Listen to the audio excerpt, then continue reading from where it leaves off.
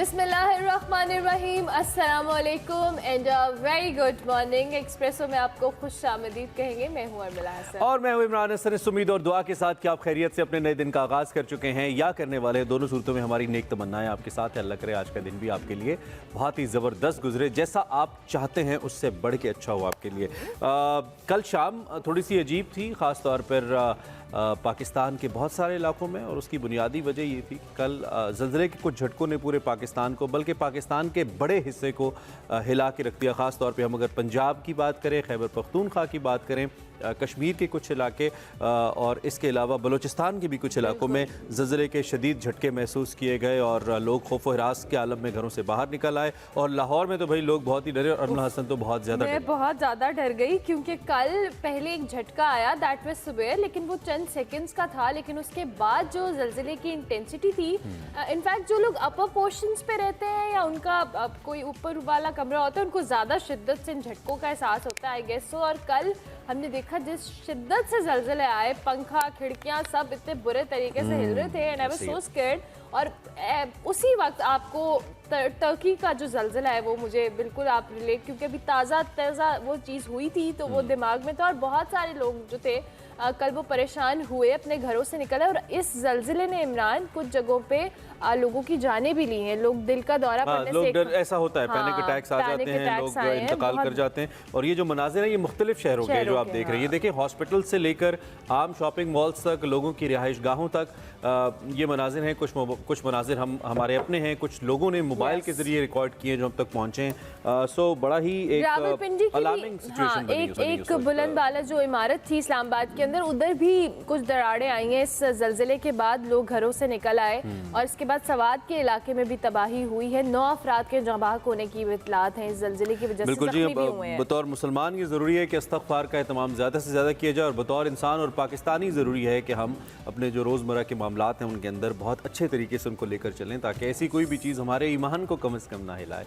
और अगर ईमान आपका पुख्ता हो तो यकीनी तौर पर आप इस अमल को कुदरती एक अमल का हिस्सा समझते हुए रोज़मर्रा ज़िंदगी में शामिल रखते हैं, चूँकि अल्लाह पाक के ही हाथ में हमारी मौत और ज़िंदगी। सो इसके ऊपर ईमान बहुत ज़रूरी है। रमज़ान की आमद है, सो बेहतर एक अच्छा मैसेज हमारे लिए कि we should get more better on life track. आगे बढ़ते हुए कल एक तरफ हम जब ज़लज़ले की बात करें, दूसरी तरफ कल यालाबारी हो गई बड़ी शदीद। और ऐसा कुछ लोग कह रहे थे कि भाई जो ये मंडी भावदीन वगैरह का इलाका है ना, स्वीडन लग रहा है, उनके अपने जो लोग, कोई बंदा शायद वहाँ पे बचा नहीं होगा, कोई ऐसा शख्स होगा नहीं जिसने वहाँ से स्नैप स्टोरी पोस्ट न की हो या कोई ट्विटर पोस्ट न की हो। तो आप देखिए कि ऐसे लग रहा था कि जैसे स्नोफॉल हुई है। इट्स अ क्लाइमेट चेंज का इम्पैक्ट, क्योंकि ऐसे इलाकों में यहाँ पर इस तरह से यालाबारी या आपको उस तरह की चीज़ें नहीं देखने को मिलती हैं, कुदरत नेचुरल जो चीज़ें हैं। लेकिन कल हमने जो मनाजिर देखे उसके बाद सबसे पहले दिमाग में ये आता है कि क्लाइमेट चेंज इज़ रियल।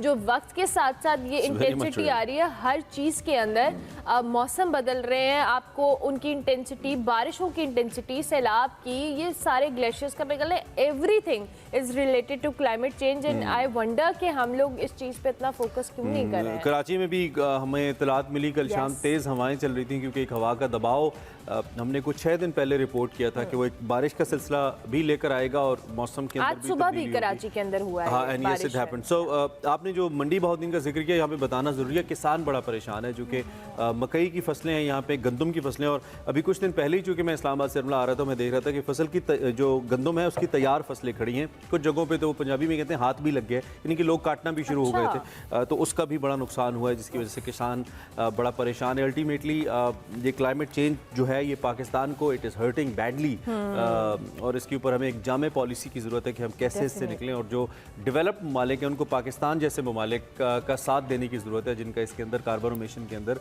बिल्कुल ना होने के बराबर हिस्सा है। लेकिन सबसे ज़्यादा नुकसान हम उठा रहे हैं। जब हमारी फसलें तबाह हो जाएंगी, हमारे ग्लेशियर्स पिघल जाएंगे, हमारे इमलाक का नुकसान हो जाएगा, तो हम कैसे सर्वाइव करेंगे, ये दुनिया को सोचना होगा। और ये अभी इम्पैक्ट आना शुरू हुआ है और ये बहुत लॉन्गर रन में जाएगा। ये आहिस्ता आहिस्ता हर चीज़ में जो इंटेंसिटी का बढ़ना है, ये एक इसका बहुत इनिशियल फेज़ है। इसके बाद जब ये मज़ीद शिद्दत आएगी, सैलाब आपको पता है हर साल इनकी शिद्दत में इजाफा हो रहा है। उसके अलावा ग्लेशियर्स का पिघल है, बारिशें जो आती हैं आपकी इतनी शिद्दत वाली, ये आहिस्ता आहिस्ता, और हमें अभी शायद रियलाइज़ नहीं हो रहा, लेकिन हमारी आने वाली जनरेशन्स के लिए ये बहुत एक अलार्मिंग सिचुएशन है। और इसके लिए वही बात कि हमें एक बहुत जामे पॉलिसी की ज़रूरत है। बिल्कुल। और आप जब बात करिए तो आज वर्ल्ड वाटर डे भी है, यानी कि आबी ज़खायर का दिन भी इसको कह सकते हैं, या यौम आब भी कह सकते हैं। इसको बैनुल अक़वामी सतह पे मनाया गया है। पाकिस्तान दुनिया के चंद उन ममालिक में से है जहाँ पे ये जो वाटर लेवल है बिलो द सरफेस वो बहुत ही नीचे चला गया है, और उसकी बुनियादी वजूहात कई हैं। हम इस पर डिटेल्स आगे जाके बात भी करेंगे। पाकिस्तान ने वाटर रिजर्वाइज नहीं बनाए, यहाँ पे हमने जंगलात कम लगाए हैं। दुनिया के चंद उन ममालिक में से भी है जहाँ पे जंगलात का कम हिस्सा है जितना होना चाहिए।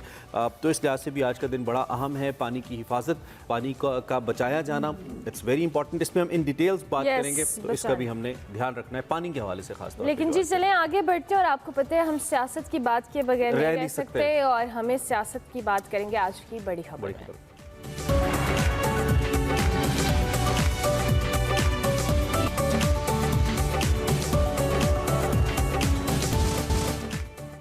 बिल्कुल, सियासी सूरत हाल बहुत गंभीर हो गई है। इससे निकलने का फिलहाल कोई रास्ता दिखाई नहीं दे रहा। हुकूमत और पीटीआई के दरमियान इल्ज़ामात और जवाबी इल्ज़ामात का सिलसिला भी जारी है। मुज़ाकरात होते बजाय नज़र नहीं आ रहे। मौजूदा सूरत हाल से निकलने के लिए फ़ौज और अदलिया के पास भी फिलहाल ऐसा लग रहा है कोई रास्ता नहीं है। पार्लियामेंट से भी कोई हल निकलता दिखाई नहीं दे रहा है। सियासी तनाज़े में कोई इदारा महफूज नहीं है। दोनों तरफ से इदारों को मुतनाज़ बनाने की कोशिश की जा रही है। एक तरफ आर्मी चीफ के खिलाफ सोशल मीडिया पर कैंपेन चलाई जा रही है, प्रोपेगेंडा किया जा रहा है, तो दूसरी तरफ आला अदलिया के जजेस के नाम लेकर उन्हें टारगेट किया जा रहा है। इलेक्शन कमीशन हो वो भी आपने मुतनाज़ कर दिया, उस पर भी ताबड़तोड़ हमले जारी हैं। सूबाई इलेक्शन भी मुकर्रर वक्त में होते नज़र नहीं आ रहे। इन तमाम सूरत हाल में जो हुकूमत है उसने सियासी कशीदगी कम करने की बजाय पीटीआई के खिलाफ फैसला कुन कार्रवाई के लिए हिकमत अमली बना लिया। हाँ, इससे ये अंदाज़ा होता है इस सारी सूरत हाल में आपने असल में इतनी ज़्यादा और ये बातें सही हैं, इसमें कोई गलत नहीं है कि ऐसी सूरत हाल ख़राब है। मुल्की सियासत ठहराव के बजाय एक भूचाल इसमें मज़ीद आने वाला है, और ये चीज़ें ठीक नहीं हो रही हैं जो भी हो रही हैं। पार्लियामेंट का आज मुश्तरका इजलास भी है, इसको बुलाया गया है, शाम 4 बजे होगा। इसमें जो सियासी सूरत हाल है इस पर बातचीत होगी। दूसरी जानिब जो अदालतें हैं यहाँ पे पेशी से मुतल्लिक़ इमरान खान की हिकमत अमली में भी फिल वक्त तब्दीली देखने में आ रही है। गुज़िश्ता रोज़ वो कारकुनों और काफ़िले के बगैर लाहौर हाई कोर्ट में पेश हुए। आई थिंक ये चेंज इस कार, हाँ जी। और गार्ड्स और सिक्योरिटी इमरान खान के साथ थी। इस दौरान ना कोई रोड बंद हुआ, ना ही कोई पुलिस देखने में आई, ना ही कोई जलाओ घिराव हुआ, और ना ही कोई शेलिंग हुई, ना ही कोई हुजूम नजर आया, और ना ही कोई मुकदमा बना, आई मीन ये इंटरेस्टिंग बात है। और ना ही कोई गिरफ्तारी फिर ओबियसली अमल में आई। जनाब हुकूमत के करोड़ों रुपए सिक्योरिटी पे भी खर्च नहीं हुए। बहरहाल कल जब इमरान खान साहब कोर्ट में हमें नज़र आए तो उनके आसपास जो बुलेट प्रूफ जैकेट्स हैं इनका एक हिसार हमें नज़र आया। उनके कारकुनान उनको उस हिसार के अंदर लाते नज़र आए, जिसपे फिर जितने भी नून लीग और उनके जो रहनुमा हैं उन्होंने ट्वीट किया कि ये तो बुज़दिली है। मेरे ख्याल में एहतियात है।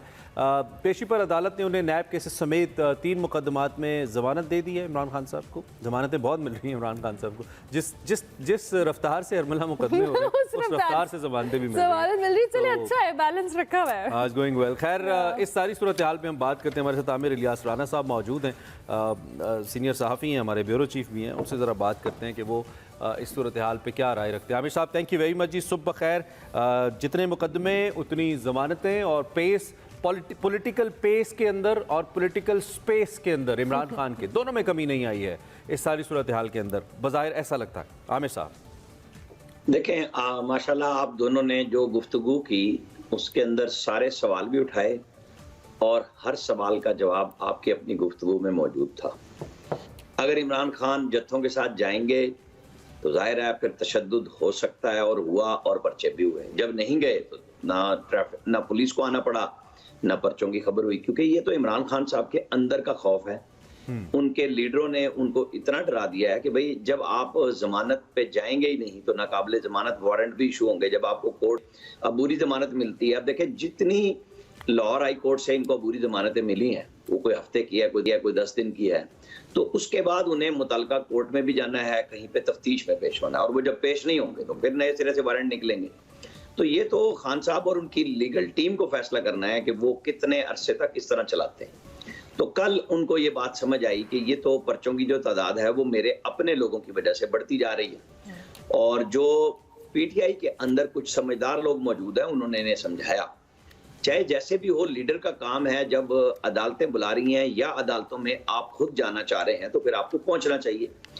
आप खुदा न खास्ता जिस तरह सिक्योरिटी थ्रेट्स हैं, जितने लोगों के बीच में जाते हैं उससे थ्रेट और ज्यादा बढ़ जाता है, क्योंकि पुलिस और इंतजामिया जो है वो इसलिए साइड पे हो जाती है कि आपने उनको पहले ही मतून किया हुआ है कि ये तो साजिशों में शरीक हैं, ये मुझे मारना चाहते हैं, तो लिहाजा वो कहते हैं हम सिक्योरिटी तो कर सकते हैं लेकिन हम साथ खड़े होंगे तो हमारे गले ना पड़ जाए चीज। तो ये बात सिक्योरिटी इदारों के साथ मिलके इमरान खान साहब की टीम को संभाल लेनी चाहिए, मर्जी के लोग ले लेने चाहिए, सिक्योरिटी में मिलते भी हैं। ऐसा नहीं होता कि कोई आप डिमांड करें और वो लोग ना मिले, अगर आप सिक्योरिटी लेना चाहें तो वो मिलती है। साबिक वजीर आजम भी हैं, मुल्क के बड़े लीडर हैं, आपका हक है कि आप अपनी सिक्योरिटी और फिर आपके अपने लोग, वो सारे पाकिस्तानी हैं, उन सब की जान की हिफाजत भी करें। अब आपने चूंकि बहुत सारी बातें की हैं उसके अंदर के जी कोई इदारा, देखिए किसी इदारे ने अपने आप को बख्शा है। फवाद चौधरी साहब की बात को मैं लेके अक्सर ये कहता हूं कि उन्होंने कहा कि फौज और अदलिया खुद बतौर सियासी जमात एक्ट करते हैं। ये उन्होंने केपी हाउस इस्लामाबाद में प्रेस कॉन्फ्रेंस के दौरान कही। यही काम उनके मुखालफीन यानी आज पीडीएम कर रही है कि जनाब देखें इनको जमानतें मिल रही हैं, रिलीफ मिल गया। कुछ कहा आपने? मैं कह रही हूँ अदालतों से रिलीफ मिल गया, यही कह रहे हैं सब। जी जी, के वो थोक के हिसाब से रिलीफ मिल रहा है आपको कि आप जाते हैं 9 मुकदमात में जमानतें मिल जाती हैं, सब कुछ है। लेकिन कोई एक भी इदारा यानी पार्लियामेंट, अदलिया, सियासतदान खुद, फौज, ये सब चूंकि अब यूं लग रहा है जैसे कोई अफरा तफरी का आलम है, नफ्सा नफसी है और घमसान की जंग पड़ी हुई है कि पता नहीं क्या हो जाएगा। हालांकि ये बात है एतमाद करने की, एतमाद लेने की, एतमाद देने की। इमरान खान साहब को इलेक्शन चाहिए, गवर्नमेंट को स्टेबिलिटी चाहिए, क्योंकि जाहिर है कि इन हालात में जो वो कहते हैं कि हमने रियासत बचाने के लिए अपनी सियासत कुर्बान कर दी, वो टाइम चाहते हैं कि हमें IMF के साथ भी छुटकारा हो, जो कि नहीं मिल रहा। इंटरनेशनल कुव्वतें जिस तरीके से हमारे यहाँ इंटरवीन करती हैं वो कोई छुपी हुई बात नहीं है। आज ज़ुल्म खलीलजाद साहब दूसरी दफा इमरान खान साहब को रेस्क्यू करने आए हैं, जिनकी अपनी अमेरिका में अब कोई से नहीं रही, उनका अपना अमेरिकी इंतजामिया के अंदर कुछ नहीं है। लेकिन चूंकि एक बड़ा नाम है अफगानिस्तान में, उन्होंने एक ऐसा मुआहदा कराया कि वहाँ खाना जंगी खत्म होने में नहीं आ रही। तो हमारे पास वही लोग हकीम मौजूद हैं जो दूसरे लोगों को तड़पा चुके हैं अपनी दवाइयों से, और हमें बड़ा शौक है बारी बारी सब उन्हीं से। अमरीकी साजिश का बयानिया लेके इमरान खान साहब पब्लिक में पॉपुलर हुए और अब अमरीकियों से ही मदद के तलबगार भी हुए। अच्छा, आप देख लें कि जो नहीं है ना वो ये है कि हम आपस में बात करने के लिए, एतमाद साजी के लिए तैयार नहीं है। सदर मुमलिकत हमारे एक सांस में कहते हैं कि जी बिल्कुल बातचीत होनी चाहिए। मैं एक और बात मुतनाज़े करने के हवाले से, अब जिस तरह खुद भी कहा कि हमने किसी इदारे को छोड़ा नहीं, और फवाद चौधरी साहब के बयान को भी आपने कहा कि जी अदलिया हो या फ़ौज हो वो इदारों के तौर पे काम करते हैं, सियासी जमातों के तौर पे काम करते हैं। लेकिन दूसरी जानिब अब तो चाहे फ़ौज के अफसरान का नाम लेना हो या दीगर इदारों का लेना हो, जजेस का नाम लेना हो, मरीम नवाज साहिबा भी खुलकर नाम लेती हैं और तनकीद करती हैं। तो ये तो मामला दोनों तरफ से है। अगर इमरान खान साहब ने नाम ले लेकर अपनी प्रेस टॉक्स में बात की है तो फिर मरीम नवाज साहिबा ने भी अदालत के हवाले से बात की, और दूसरी तरफ ये शिकवा भी करते हैं कि जी अदालत की जो कह लें हम अदालतों का एहतराम नहीं किया जा रहा तहरीक इंसाफ की जानिब से। तो जब आप खुद अदलिया के जजेस का नाम लेके तनकीद करेंगे तो फिर आप अपनी ऑपोजिशन से कैसे उम्मीद रखेंगे? देखें, यही वो बात है जो मैं कह रहा हूँ कि असल में हमने अपने किसी इदारे की इज्जत छोड़ी नहीं। आज आप देखें कि यूरोप और लंदन में जो कुछ पाकिस्तान आर्मी के चीफ, उनके बारे में, फिर पाकिस्तान के अंदर सोशल मीडिया पे जो ज़ाहिर है कि पीटीआई की तरफ से ट्रोलिंग की गई, वो तौहीन आमेज से ज्यादा, बहुत ज्यादा बाइस शर्म भी है कि जो लोग हमारी सिक्योरिटी के लिए, भी आप देख लें ISI के ब्रिगेडियर जो हैं मुस्तफा कमाल बरकी शहीद हुए हैं कल, वो दिफाए वतन में शहीद हुए हैं ना। जब DG ISI ने प्रेस कॉन्फ्रेंस की थी गुज़श्ता साल, तो वो यही कह रहे थे कि मैं अपने इदारे की तकरीम और इज्जत की वजह से पब्लिक में आया हूं कि हमारा काम ये नहीं है, लेकिन हमें बिल्कुल बराह रास्त हिट किया जाता है। जो पॉलिटिकल किरदार था वो तो जनरल बाजवा खुद बता रहे हैं कि जनरल फैद हमीद क्या काम कर रहे थे, या वो उनसे क्या काम लेते थे, या वो बतौर चीफ नाकाम हुए उनको रोकने में कुछ चीजों में। तो ये चीजें तो सामने आ चुकी हैं। तो आज वक्त का तकाजा ये है कि सारे बड़े खुल के आए, जिसमें चीफ जस्टिस ऑफ पाकिस्तान है, आर्मी चीफ है, वजीर आजम है, इमरान खान है, इन सब के इत्तेहादी हैं कि बैठ के बात करें। जो हम कहते हैं कि चाहे डी चौक में लगाएं, अपनी लाइव लगाएं, क्योंकि आप सबने गलतियां की हैं। आप सबने इस मुल्क को यहाँ पहुंचाया जिससे आम आदमी परेशान हुआ है, जिसको ये पता नहीं है कि मैं जो चीज लेके आया हूँ वो दोबारा कितने की मिलेगी, या पूछ के आया हूँ तो दोबारा बच्चा जब जाएगा माँ से पैसे लेके तो वो उतने की मिलेगी कि नहीं मिलेगी। ये है वो बेयकीनी जो हमारे इन बड़ों ने पैदा किया। मुझे बताएं, जब फवाद चौधरी ने ये बात कही और आज मरियम नवाज ने बात कही तो दोनों में फर्क नहीं रहा, लेकिन जब उसके कहने पे कोई एक्शन नहीं हुआ तो मरियम नवाज भी बोल पड़ी। कुछ audio leaks I, chief justice of Pakistan का इसमें होना ये चाहिए कि वो एक्शन ले। जो भी बंदा ये ऑडियो लीक्स में आ रहा है, दो चीजें हैं, एक कैसे हो रही हैं, दूसरा ये कि ये क्या बातें हो रही हैं। क्योंकि ऐसे नहीं हो सकता कि आप सिर्फ ये कह दें कि जी जजेस के नाम आए हैं ऑडियो लीक्स में, ये तौहीन अदालत होगी। हाँ, आपको चाहिए, उन लोगों को भी चाहिए कि वो अपनी क्लैरिटी दें। उनकी अगर गुफ्तगू आ रही है, सियासतदानों की आ रही है, मुख्तलिफ ब्यूरोक्रेट्स की आ रही है, तो जो भी बातचीत है, सच है झूठ है, उसको निकालें, उसका एक तरीका हर वजह करें। हमने आम आदमी का यकीन मुतजलजल कर दिया है। हम वहाँ बहसियत कौम कोई जवाब दे रहे नहीं है कि ये तो सारे के सारे गड़बड़ कर रहे हैं, सारे ही परेशान हैं। एक ट्रेंड चला, वो ट्रेंड क्या है, वो नारा है अब, वो है इमरान खान हमारी रेड लाइन है। वो रेड लाइन क्या रियासत से आगे निकल गई है बहुत सारे मामलात के अंदर, ये जो रेड लाइन खींची गई थी, क्योंकि अब मुझे लगता है, हो सकता है स्ट्रेटजी की तहत हो, लेकिन ऐसा लगता है कि अब इमरान खान को शो ऑफ पावर की ज़रूरत नहीं है। उन्होंने इतना ज़बरदस्त शो ऑफ पावर कर दिया है रोड्स के ऊपर ऑलरेडी, चाहे वो इस्लामाबाद जुडिशल कॉम्प्लेक्स में जिसमें उन्होंने कहा कि I was in a death trap, और चाहे वो ज़मान पार्क हो, अब उनको ऐसा लगता है ज़रूरत नहीं है और वो जब चाहे वो कर सकते हैं। और चूंकि वो प्रेशर ऑलरेडी बिल्ट है तो शायद फैसले उससे थोड़ा बहुत कहीं ना कहीं असरअंदाज हो सकता है वो उसके ऊपर। तो आप इस स्ट्रैटेजी को क्या समझते हैं, मतलब क्या इस शिफ्ट ऑफ स्ट्रैटेजी, या फिर आपको लगता है कि नहीं देयर समथिंग एल्स? देखिए, जब आपकी तरजीह, मैं फिर इमरान खान स्पेसिफिक बात नहीं कर रहा, मैं सबके लिए बात कर रहा हूँ। जब तरजीह हो कि मुझे सियासत बचानी है और मुझे लोगों में मकबूल होना है, तो इमरान खान जब तहरीक अदम इत्तेमाद गुज़श्ता साल आई थी, सबसे नीचे अपनी पॉपुलैरिटी में मौजूद थे।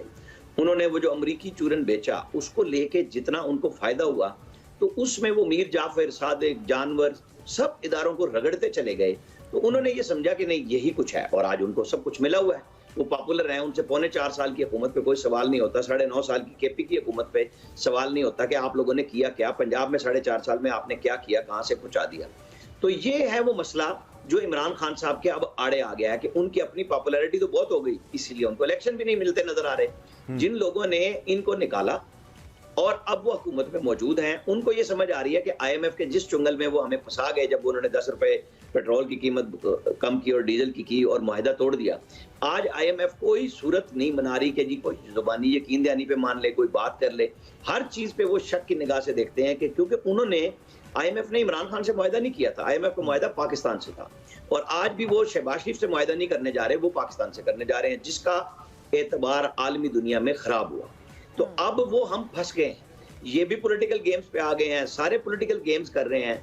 वक्त और बचत सिर्फ इसमें है कि सारे बैठ जाएं, तय कर लें आपको कब इलेक्शन लेना है। आज पार्लियामेंट के मुश्तरका इजलास की भी आपने बात की, जाहिर है उसमें भी वही करारदादें आएंगी जो परसों रात PDM के इजलास में आई कि इलेक्शन एक वक्त में होने चाहिए। उसके अंदर आएगा कि इदारों को मतून न किया जाए, पाकिस्तान आर्मी के खिलाफ मुहिम न चलाई जाए, और हम उनके खिलाफ एक्शन लेंगे। जाहिर है करारदादें ही पास होंगी ना। लेकिन असल मसला तभी होगा कि जो बातें ये सिर्फ ट्वीट्स पे करते हैं कि हर एक से बात करने के लिए तैयार हैं, उसके लिए रास्ता कौन निकालेगा? क्योंकि हुकूमत थोड़ा सा ये अब बराह रास्त तो नहीं बैठ। अवामी मसले की हम आते, कल हमारे इल्म में ये आया जब हमने अपने रिपोर्टर से बात की कि जी कोई रमज़ान बाजार इस दफ़ा नहीं है। महंगाई का क्या आलम है ये हमसे बेहतर, आपसे बेहतर कोई नहीं जानता। हम लोगों से मिलते हैं, देखते हैं, बहुत बुरे हालात हैं, इन्फ्लेशन हिस्टोरिक हाई है, और इस वक्त लोगों को हुकूमत पंजाब ने, जो कि सबसे बड़ा सूबा तो है पाकिस्तान का, उन्होंने सिर्फ आटा देने का फ़ैसला तो किया है, जिसमें आपको पता है कि लोग मर रहे हैं, कोई वहाँ पे मैनेजमेंट नहीं है, और वो मिस मैनेजमेंट की वजह से लोग छीना झपटी करते हैं। इवन कल एक दो जगहों पे खबरें आई कि ट्रकों को लूट लिया गया जिसमें आटा था। तो कोई इस दफ़ा रमज़ान बाज, इस दफ़ा जब सबसे ज़्यादा ज़रूरत थी कि गरीब का बाजू पकड़ा जाता, कुछ नज़र नहीं आ रहा। इसका कसूरवार कौन है? क्या ये नाअहली है हुकूमत की, या फिर वाकई हम इतने गरीब हो चुके हैं, हम इस कदर हमारे अमीर भी नादार हो चुके हैं कि उनके पास, उनकी प्रायोरिटी में गरीब रहा ही नहीं है और गरीब हमें नज़र ही नहीं आ रहा कहीं?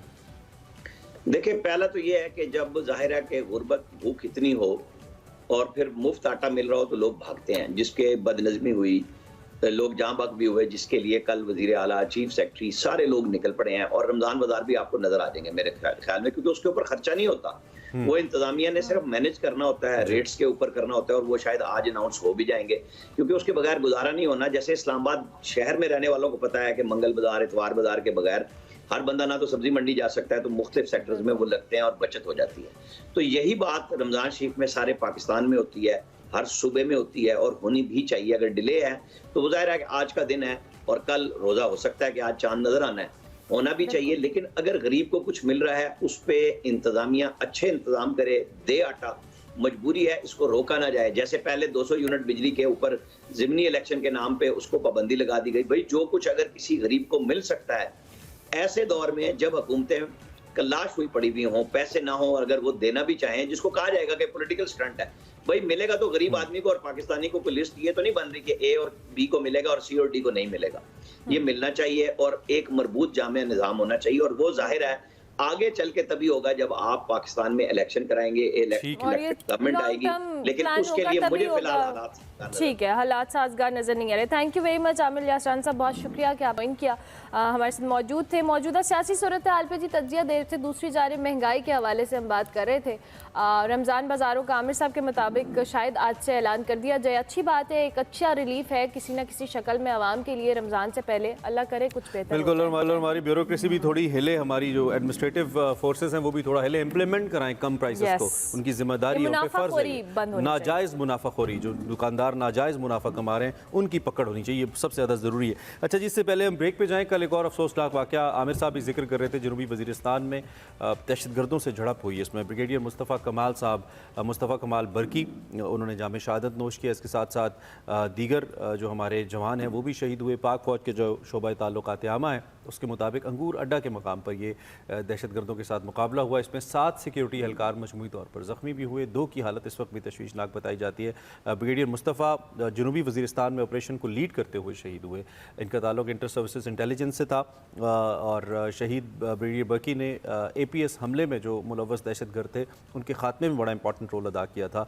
बड़े ज़बरदस्त ऑफिसर थे ब्रिगेडियर मुस्तफ़ा कमाल बरकी। उन्होंने 12 अक्टूबर को 1995 में फ्रंटियर फोर्स रेजिमेंट में कमीशन हासिल की थी। ब्रिगेडियर बरकी के सोगवारान में उनकी अहलियाँ हैं, उनका एक बेटा है, एक बेटी शामिल हैं और वतन की जो मिट्टी है, जो पूरी कौम है, इस बहादुर बेटे को और उनके साथ दीगर हमारे जो 3 जवान शहीद हुए हैं उनको भी खिराज तहसीन पेश करती है और अल्लाह आपकी कुर्बानी कबूल फरमाए और इसके सदक़े जो अमन है वो जल्दी वापस आए। बहुत बड़ा नुकसान है। डेफिनेटली। चलिए जी एक लेते हैं, ब्रेक के बाद वापस आएंगे, डिस्कशन को आगे कंटिन्यू करेंगे।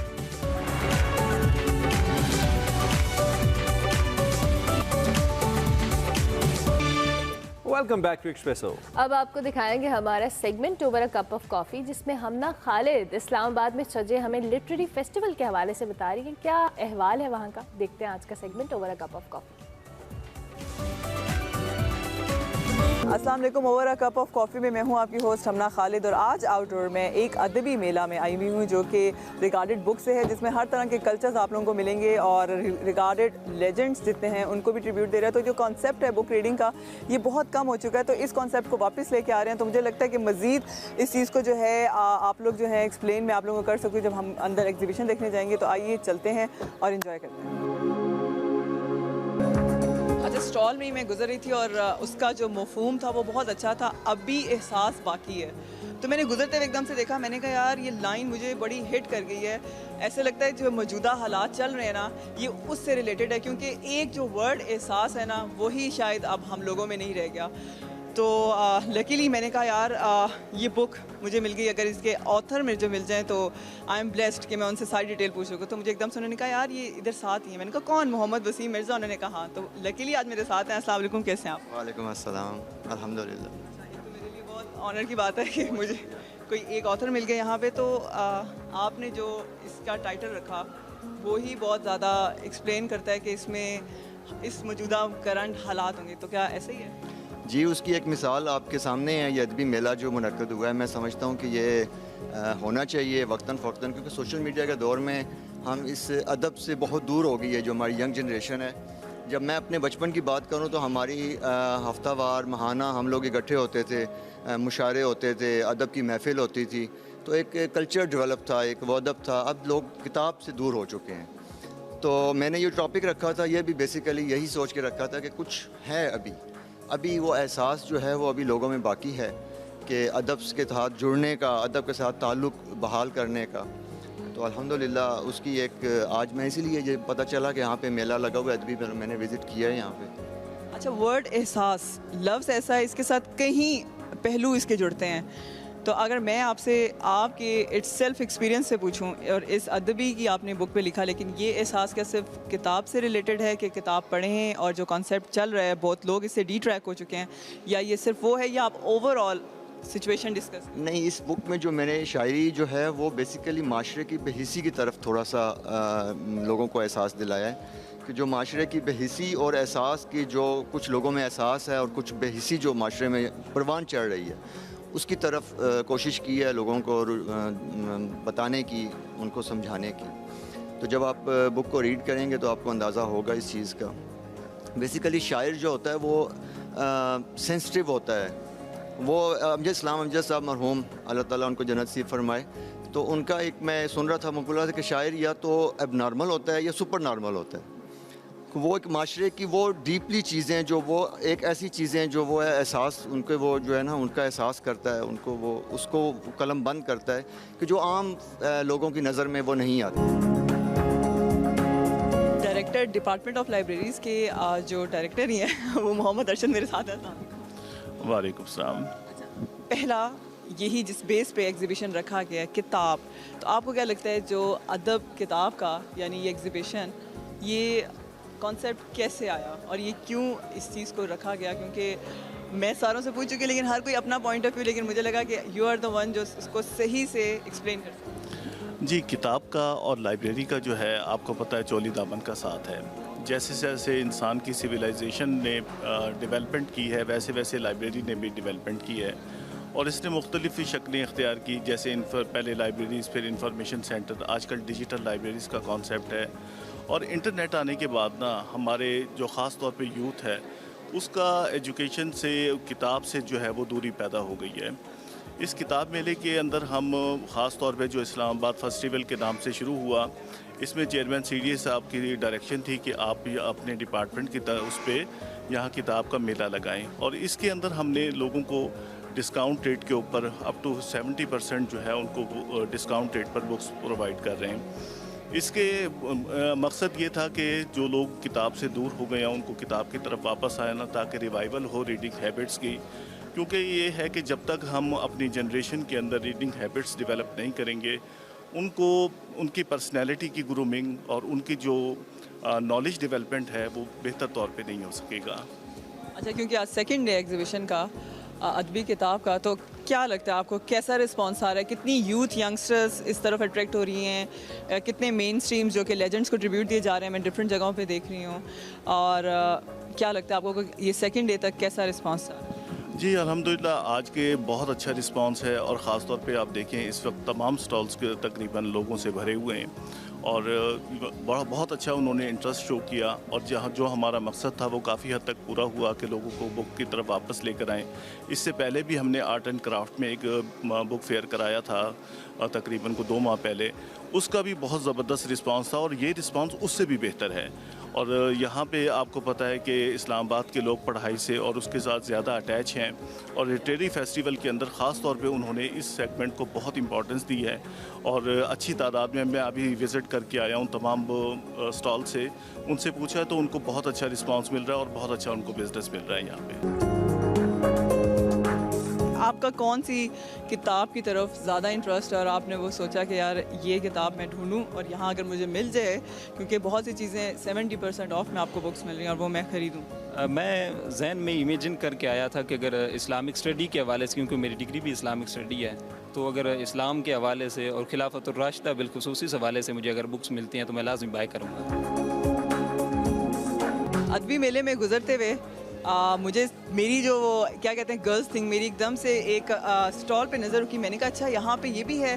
तो एक कल्चर यानी बलोची कल्चर से रिलेटेड यहाँ पे एक सबसे डिफरेंट स्टॉल भी था। तो मैंने कहा इनसे पूछती हूँ कि उन्होंने कैसे प्लान किया कि यार मैं भी यहाँ पे कहीं ना कहीं फ़िक्स हो जाता हूँ। अस्सलाम वालेकुम। वालेकुम सलाम। अदबी मेला चल रहा था तो हमने सोचा यहाँ पे अपनी जो है कल्चर की प्रोडक्ट्स को डिस्प्ले किया जाए और यहाँ पे इनको बेचा जाए। बलोच कल्चर का किसको नहीं पता, पूरी दुनिया को पता है। और यहाँ पे हमें इनविटेशन भी था तो हमने कहा हम तो आ रहे हैं तो अपनी प्रोडक्ट्स भी साथ लेते हैं। तो all the way from Sibi मैं आया हूँ यहाँ पे।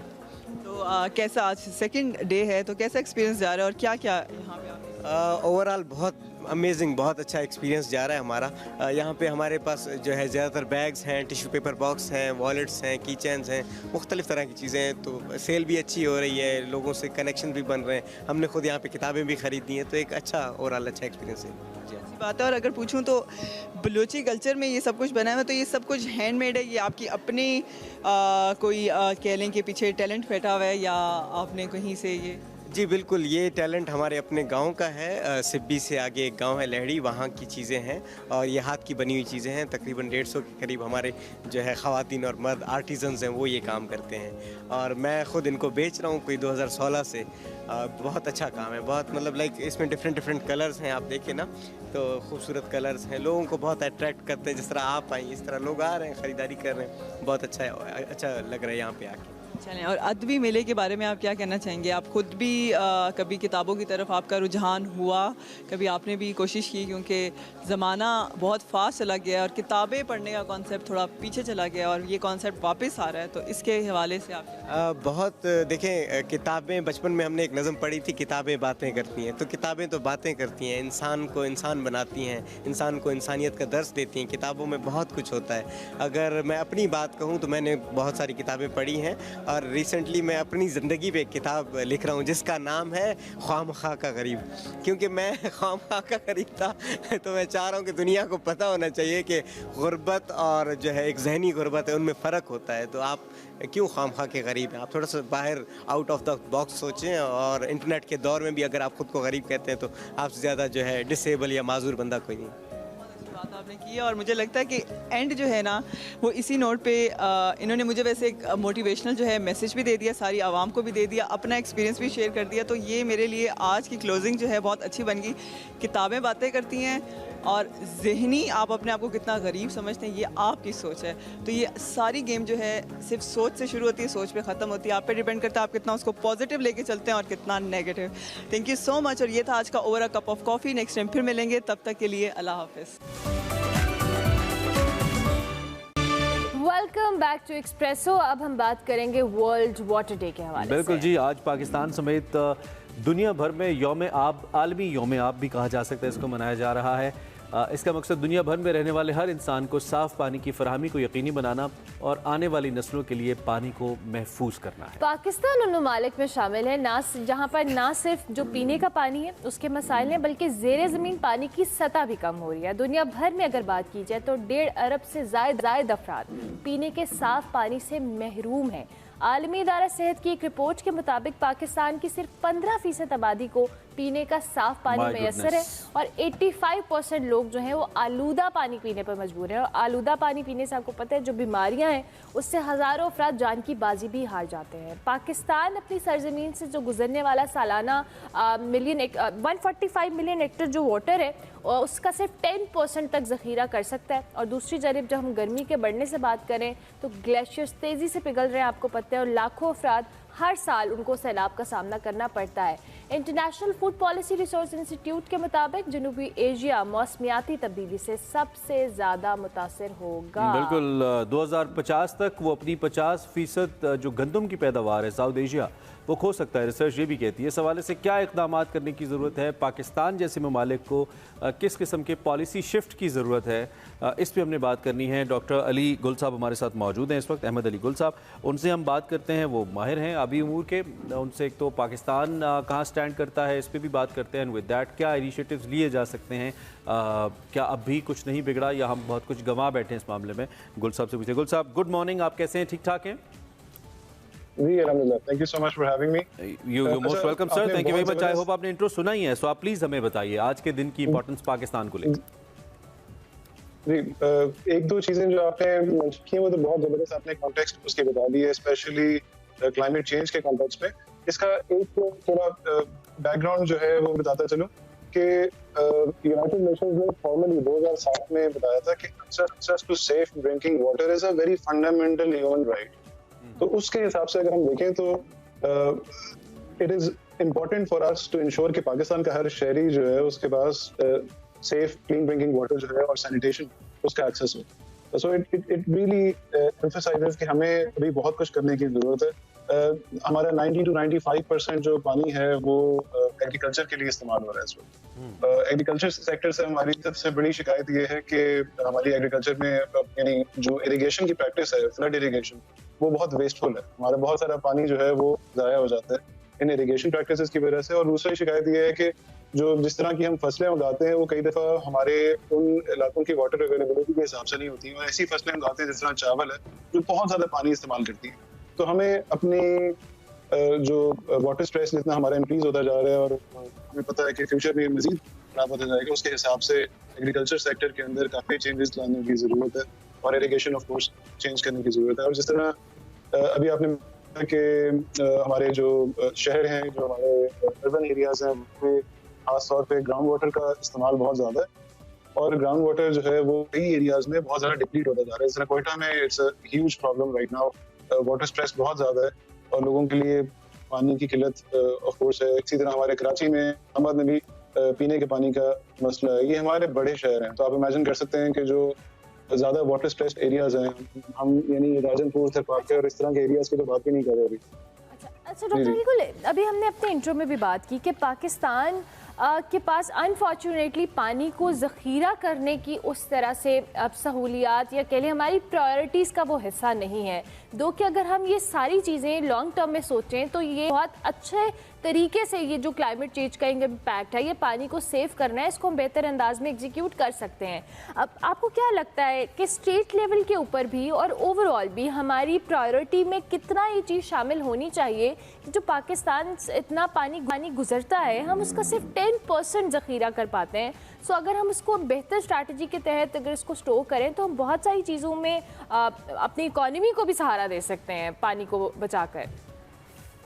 बहुत बहुत इम्पोर्टेंट पॉइंट है आपने जरूर इसके अंदर जो यानी जो first water availability outside of हमारे जो 3 महीने हैं मानसून के, वो बहुत बड़ा चैलेंज है। और जबकि फ्यूचर हम एक्सपेक्ट कर रहे हैं कि जो स्नोफॉल है और कम होती जाएगी, ratio of snowfall and rainfall change हो जाएगी क्लाइमेट चेंज की वजह से, तो हमारा स्टोरेज जो है उसके लिए ना सिर्फ बड़े डैम्स बनाने इम्पोर्टेंट हो गया है, बल्कि बहुत सारी कम्युनिटीज ऐसी हैं जिनके लिए लोकल वाटर स्टोरेज और वो जिसको हम कहते हैं कि कम्युनिटी लेवल के ऊपर वाटर स्टोरेज बनाना, ग्रीन इंफ्रास्ट्रक्चर बनाना, ये चीज़ें बहुत इंपॉर्टेंट होती जाती हैं। और ये बहुत से हमारे एरिया है जहाँ पे सैलाब आता है, लेकिन हम उस पानी को रकबाई पिलाते हैं और उस पानी को किसी भी तरीके से हम स्टोर नहीं कर सकते। तो इस दफ़ा जो 2022 का जो सैलाब था उसमें हमारे हिल टॉरेंट वाले रीजन डीआई खान, राजनपुर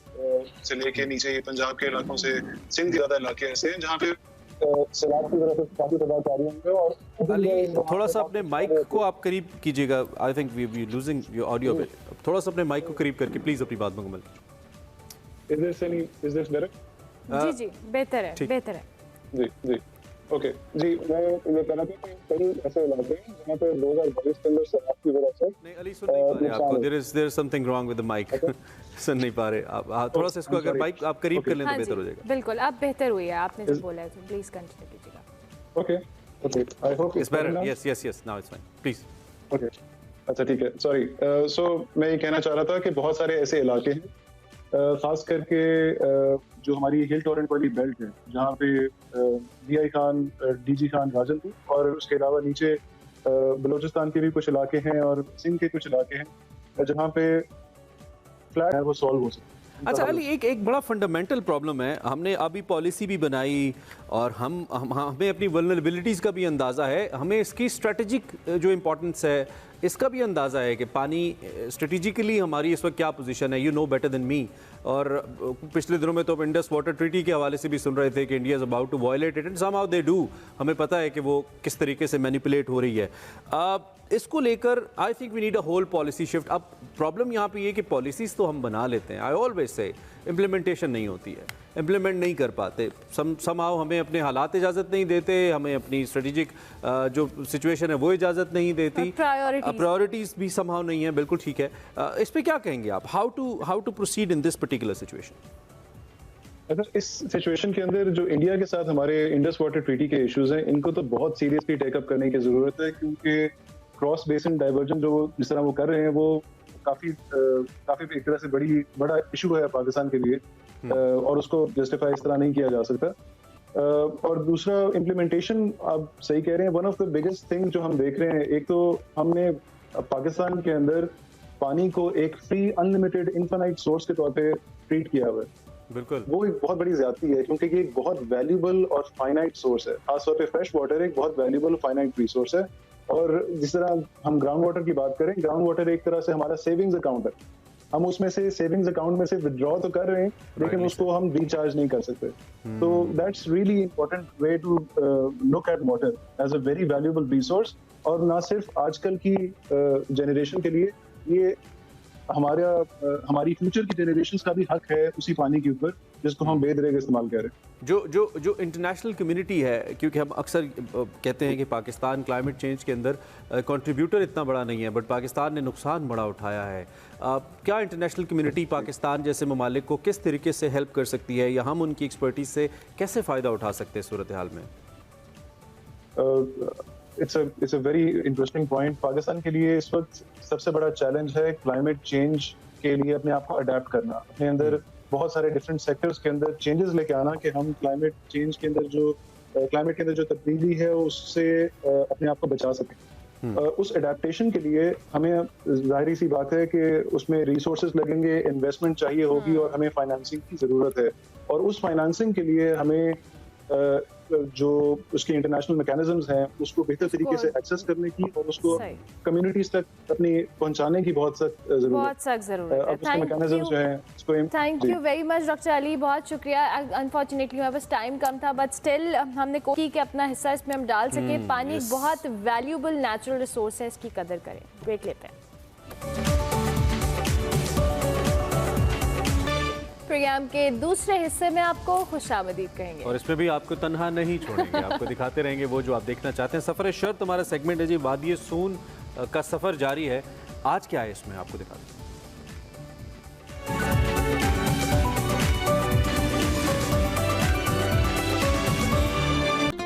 में घूमते हुए आपको इंशा की गज़ल ज़हन में गुजरती रहती है कि चल इंशा अपने गांव में उलझे उलझे रूप बहुत, पर असली कम बहरूप बहुत। और इंशा जी का गांव भी यकीनन कोई ऐसा ही होगा, और इंशा जी के गांव का मुझे मालूम नहीं है कि ऐसा था या नहीं, लेकिन इस गांव का कोई बासी, इस गांव का कोई ऐसा बासी जिसने बचपन यहाँ गुजारा हो, तो उसके अंदर ये गांव ऐसा सिरायत कर सकता है, कर जाता होगा यकीनन, कि वो जहाँ मर्जी चला जाए, दुनिया के किसी भी कोने में चला जाए, वो इस गांव को अपने अंदर से नहीं निकाल सकता। चल इंशा अपने गाँव में, बहुत ही खूबसूरत गाँव है। और इसकी जो पस मंज़र में आप देख रहे हैं, पुराने दरवाजे हैं, पुरानी दीवारें हैं, ख़त्म होती जा रही हैं। ऑफकोर्स ये भी जो गांव है तरक्की के अमल में आगे जा रहा है। पुरानी जो इमारतें हैं ख़त्म होती जा रही हैं, पुरानी जो जगह हैं वो ख़त्म होती जा रही हैं, लेकिन अभी भी इसमें वो क़दामत है, इसको महफूज यकीनन किया जाना चाहिए। ऐसी ऐसी यहाँ पे घर हैं जो कि अक्ल हैरान हो जाती है कि अभी तक बिल्कुल इसी तरह वो महफूज हैं। यहाँ की जो सुबह है वो बहुत ही खूबसूरत है। हमें 2 घंटे हो गए हैं बेदार हुए, और इन 2 घंटों में अगर आप कहें कि मैं अभी एक मकामी दोस्त को ये कह रहा था कि ये गांव जो है मुझे बार बार आने पर मजबूर करेगा, और मजबूर इसलिए करेगा कि जो नुमाया चीज़ है वो सुबह है। यहाँ की जो सुबह है वो बहुत ही कमाल है, और परिंदे जो हैं वो चहचहा रहे होते हैं, ये नुमाया चीज़ है सुबह की। 2 घंटे हो गए हैं, इन परिंदों की चहचहाहट आप भी पस मंज़र में सुन रहे होंगे। इस परिंदों की चहचहाहट में पिछले 2 घंटों में कोई कमी वाक़या नहीं हुई।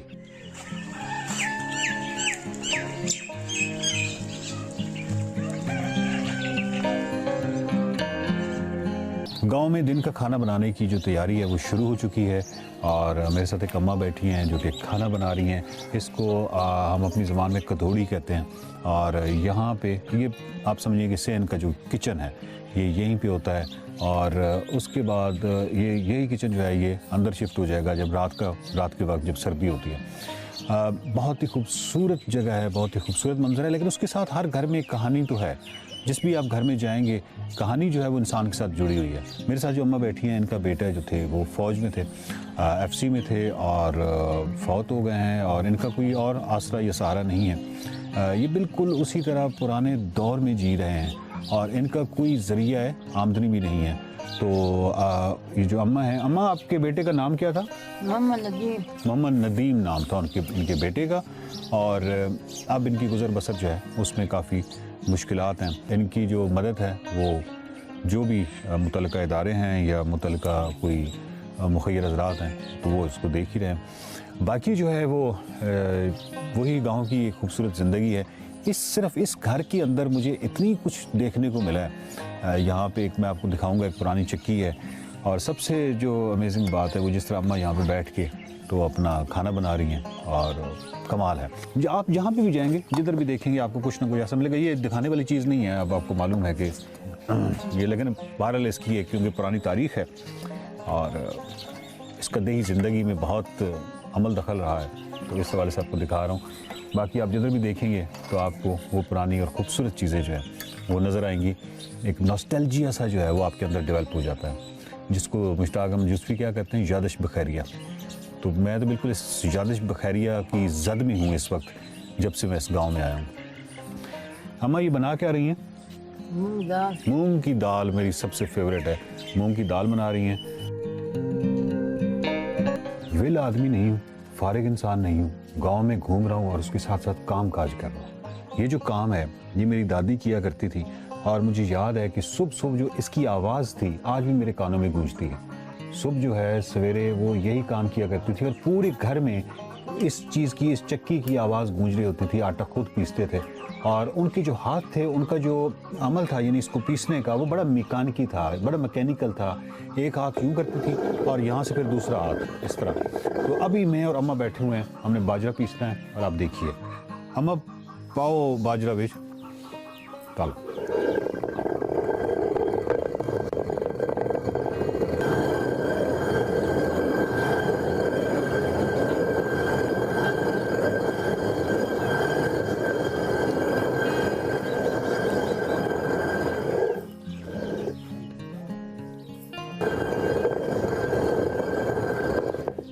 अम्मा कह रही हैं तुमने बहुत पीस लिया और अब बस कर दो। यकीनन वो मेरे जिस तरीके से मैं पीस रहा हूँ इससे वो कतन कंफर्टेबल नहीं होगी, क्योंकि जिस तरीके से वो पीसती हैं वो एक बहुत ही कमाल अंदाज़ होता है, बड़ा मैकेनिकी सा अंदाज़ हुआ करता था। और अम्मा थोड़ा बहुत शुक्रिया, तो अल्लाह तुसानी परेशानियां दूर करे तो खुश रखे। यहाँ से इजाज़त जी। चाह पानी वत असां असी वत अल्लाह खैर करे तो वत कहीं चाह पानी पिसा, ठीक है। हाँ चलते हैं आगे। बड़ी मेहरबानी, बहुत शुक्रिया। ये मैं रख दें? मैं रख दें। अच्छा, आम गांव है और गांव के अंदर एक घर है और घर के अंदर एक इंडस्ट्री लगी हुई है। मैंने सोचा कि आपके इल्म में थोड़ा सा इजाफा कर दूं। ये इंडस्ट्री जो है ये एक पैरेलल इस तरह काम करती है। सबसे पहले जो है ये पानी गर्म करने के लिए, ये बेसिकली एक मटका है और ये जो मटका है इसके नीचे जो आग जलाई जाती है और यहाँ पानी गर्म होता है। इसके साथ ये जो है ये तंदूर है इसके साथ ही बिल्कुल, और ये जो तंदूर है इसमें आपके इल्म में इजाफा करते जाऊँ कि इस पर रोटियाँ पकती हैं। इसके अलावा फिर इसके साथ यही सिलसिला आगे जारी रहता है और आगे ये जो है मुर्गों का और मुर्गियों के लिए उनका घर है। और मुझे यकीन है कि रात के टाइम या शाम के वक्त जब रोटी पकती होगी तो ये इतना गर्म होता होगा, इसकी दीवारें इतनी गर्म होती होंगी कि उनकी रात जो है, सर्द रातें जो है वो बहुत आराम से गुजर जाती होंगी मुर्गों और मुर्गियों की। तो ये एक इंडस्ट्री है जो कि एक घर में है, तो मैंने सोचा आपको बता दूँ। और ये जो है ये चिका है और चिका जो है आप इसको रेफ्रिजरेटर कह सकते हैं, फ्रीज़र कह सकते हैं। तो ये रेफ्रिजरेटर है और यहाँ पे कोई भी खाने की चीज़ आप जब रखते हैं तो वो ज़रा बेहतर रहती होगी, ठंडी रहती होगी और महफूज रहती होगी बुनियादी तौर पे। गांव में जो मेहमान नवाजी है वो किसी हद तक बहुत ज़्यादा पुरतकल्लुफ़ हो जाती है।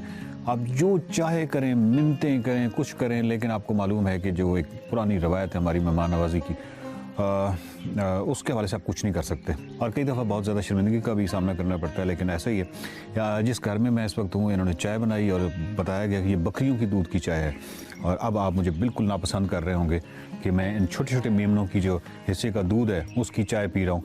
लेकिन मेरा ख्याल है कि इनको इनके हिस्से का दूध जो है वो मिल जाता होगा, आपको बहुत ज़्यादा कोई परेशानी की ज़रूरत नहीं है। ये जो फालतू है दूध जो इनके हिस्से से बच जाता है, ये मेरा पूरा कामिल यकीन है कि ये चाय उससे भरी हुई है। पुराना दरवाज़ा है और पुराना ताला है। ये एक बड़े ख़ास आदमी का घर है। वो ख़ास आदमी कौन है? देही जो रवायत है या देही जो ज़िंदगी है उसके अंदर जो जुलाहे का किरदार है वो बहुत अहम रहा है। वो इस हवाले से बहुत अहम रहा है, तो या तो वो लतीफ़ों के हवाले से अहम रहा है, लेकिन दूसरी तरफ जो उसकी ज़्यादा अहमियत रही है वो ये है कि वो क्योंकि उसको मुर्तकिज़ होने के लिए, फ़ोकस्ड होने के लिए वो एक ही जगह पे बैठा रहा है, तो वो फ़क्र की मंजिलें तय कर गया है। यानी अगर आप देखें तो एक दानिश के हवाले से भी जुलाहे का ज़िक्र जो है वो आपको मिलता है इन तमाम रवायात में। ये एक ऐसी ही किसी जुलाहे का घर है और ये बहुत ही ख़ास आदमी का घर है। यहाँ पे वो रहा करते थे या अभी भी रहा करते होंगे। अभी तो यहाँ पे ताला लगा हुआ है, लेकिन इसके साथ जो एक ख़ास चीज़ आपको दिखानी है, ये एक छोटी सी छत के नीचे पेंजा है लगा हुआ है और ये पुराने भले पुरानी लकड़ी और बिल्कुल इसी तरह जिस तरह बहुत ही कदीम उसी तरह ये महफूज है। यहाँ पे ये लकड़ी टूटी हुई है बट अदरवाइज़ ये उसी तरह महफूज है और उसके नीचे ये पेंजा लगा हुआ है। आप ना जाने कितना अरसा ये सब कुछ काम होता रहा, ये सब कुछ चलता रहा और अभी भी रुई जो है आपको यहाँ पे नज़र आती है। अब ये यकीनन काफ़ी अरसे से बंद पड़ा हुआ है, जदीद टेक्नोलॉजी आ गई है, चीज़ें जो हैं, मामलात जो हैं वो तब्दील हो रहे हैं और ये जो जगह हैं ये बहुत ख़ास हो जाती हैं। काश इनको महफूज कर लिया जाए तो हमारी आने वाली नस्लों के लिए एक बहुत बड़ा एक इल्मी सोर्स हम छोड़ के चले जाएंगे। जब भी उनको तहकीक करनी होगी, जब भी उनको पुराने लोगों के हवाले से, पुराने इंसानों के हवाले से, उनके रहन सहन के हवाले से या उनकी सकाफ़त के हवाले से जब भी जानना होगा, तो हमारे पास अगर विजुअल फॉर्म में ये तमाम चीज़ें इस तरह महफूज होंगी तो उसके क्या कहने। गो कि म्यूज़ियम में आप एक रेप्लिका बना लेते हैं, लेकिन उसका और जो असल है उसमें तो यकीनन फ़र्क होता है।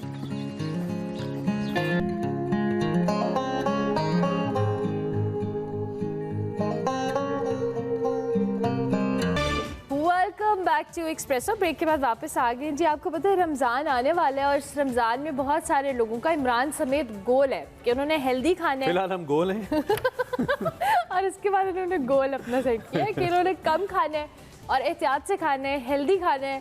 बिल्कुल पकौड़े, समोसे, हलवा पूड़ी, भटूरे कुछ नहीं खाना। ये इन्होंने सोचा है। Heads down. हाँ, इन्होंने सोचा है। अब इस पे इम्प्लीमेंट होगा या नहीं ये तो अलग बात है, लेकिन जनाब आप ऑन ए सीरियस नोट कि हमें रमज़ान के अंदर अपनी डाइट का ख्याल कैसे रखना है हेल्दी तरीके से।